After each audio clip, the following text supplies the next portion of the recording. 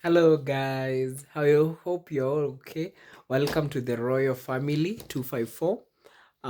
Today we thought about let's say today tumesoma word and we were feeling like we want to let me connect the lighting up.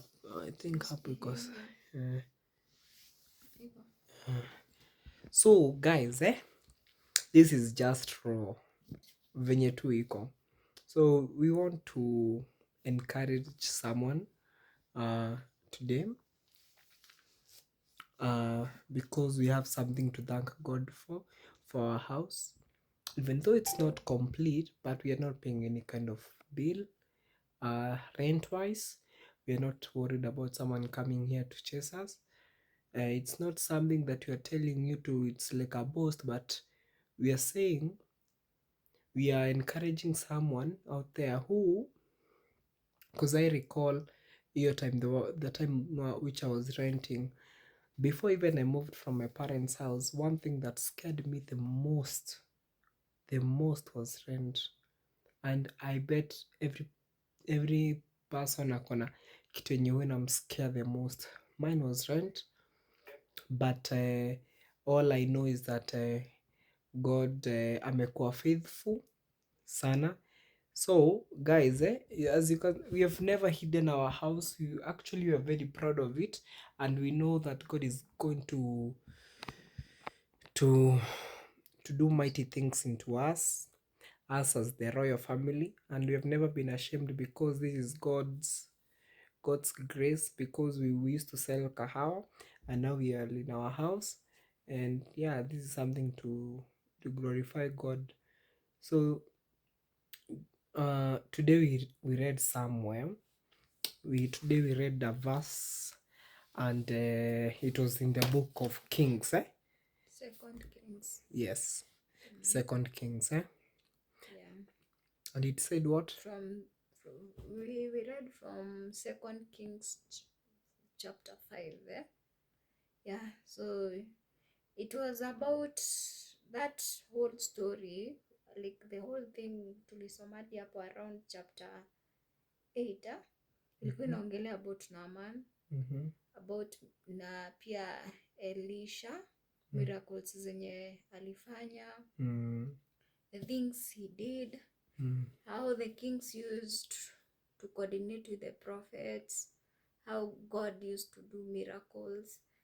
We even read somewhere kwenye there was a certain time Elisha walikuwa wamedecide kuhama. Hii ndio ilinifresh, ile part yenye ilinifanya nifeel we need to read the Bible more. So as in wamedecide kuhama, wamhamie huko karibu na Jordan. So when sasa si walikuwa nachimba hizo poles ndo wazitumia kujenga nyumba, because sasa unaona wamehama kutoka kwenye walikuwa, cause nyumba zenye walikuwa nichi zilikuwa ndogo, so they wanted to move to a new place where they could build new houses with the size that they wanted. So when one of the servant alikuwa anakata poles, bahati mbaya shoka yake ikaanguka kwa mto. And venye ilianguka kwa mto alishtuka sana because the shoka ilikuwa ya kuomba. Alikuwa ameomba neighbor, but now when Elisha came akaona frustration zake, alifanya miracle. Nika mtu alikata akakadip kwa hiyo maji, shoka ikafloat. That is amazing, right? Nana, that is hiyo for me ilikuwa tamu. So the other one yenye ilinibamba pia, it was about this king, I don't know, king sijui Iran sijui Arian, be confirming. So this king wanted to invade Israel, and the time yenye alikuwa na invade alikuwa naeka mitego and everything, but now God was visiting Elisha's, alikuwa nampatia visions na alikuwa nampea dreams kuonyesha penye mitego penye this king ameset. King Aram. Yes. So walikuwa na evade. So it reached a time this king was so frustrated because hawezi patana na the Israelites. So what he did, akaita watu wake, his advisors and everybody, akasema who among you has betrayed us, and ako on the other side, because we are trying to trap these people bwana, and like they're not being trapped. So what happened is that when so one of the advisors said, there's a prophet by the name Elisha, and he normally listens, and his God normally listens when you are at your bed, whatever you're saying in secret, huwa anasikiza na anasikia. So the king said, endeni mshike huyo Elisha. So the king akaorganize his best army nini nini, wakaenda waende huko. So what God did, they had surrounded Elisha on the top of the mountains, and God gave him that vision, akaweza kuona venye wamewa surround. Then when people were so afraid because they did not know what to do, Elisha prayed, and when Elisha prayed, he told God, these people, they are about to attack us, please blind them. And I'm telling you, when they were coming to attack, they were blind. Everybody became blind, the soldiers that were coming to attack. And these soldiers were led to a certain city. Sijui inaitwaje. Samaria. Yeah, something of the sort. Samaria. Yeah. They were led to a certain city. Then after being led there, they were fed food. But the king of Israel had asked earlier on to Elisha, what should we do to these people? Should we kill them? But Elisha said, no, let's give them food, then send them back to their master. So, you know what they did? They were given food. They were fed very well. Then Elisha prayed once again and said, God, please open up their eyes. And their eyes were opened, and they returned to that king Aram, to that king Aram. When they returned to that king Aram, they narrated everything that had happened. Bro, kama ni wewe upatiwe story kama hiyo, atulikuwa umetuma wasi wako, hata ungefia. Emi ningeogopa mbaya sana. So this king never attempted again. So what are we trying to say? Let me quote that nini ndo pia wewe uende usifikirie ni stories za jaba. From the book of 2 Kings chapter 6 from verse 8 to 23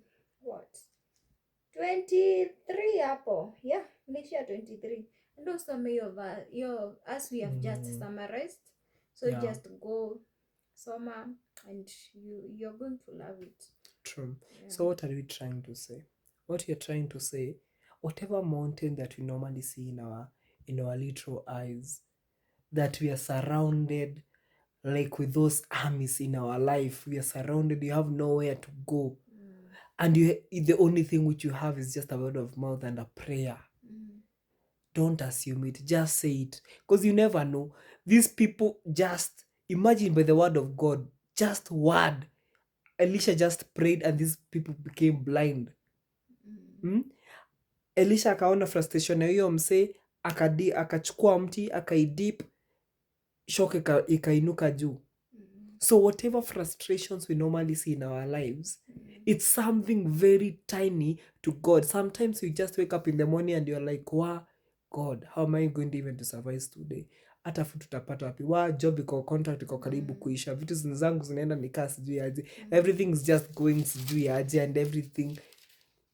All I want to tell you is that if God aliweza kusimamilia kina Elisha during those times that they saw nothing but death, but God revealed himself at the last minute. So let's not lose our faith. Us as the royal family, we have decided to encourage you with this. We are not ashamed. We are not even embarrassed on how even we are living, because as we do not see that these is like unfinished house as we see it, that this house is something to glorify God, because this is something that we never even thought in our minds It's a testimony. that we can never achieve. Mm. So I want to encourage someone there. You might feel like uko lost or you're heading nowhere. Trust in the process. Yeah, true. Trust in the process. Trust in the journey. Don't give up. Kama Job hakuwahi give up. Alishikwa na maugonjwa, alikuwa near death and everything. Hakuwahi give up. And the moment he just questioned God, you know what happened? God said, who are you? No, who are you to question me? Who are you to question me?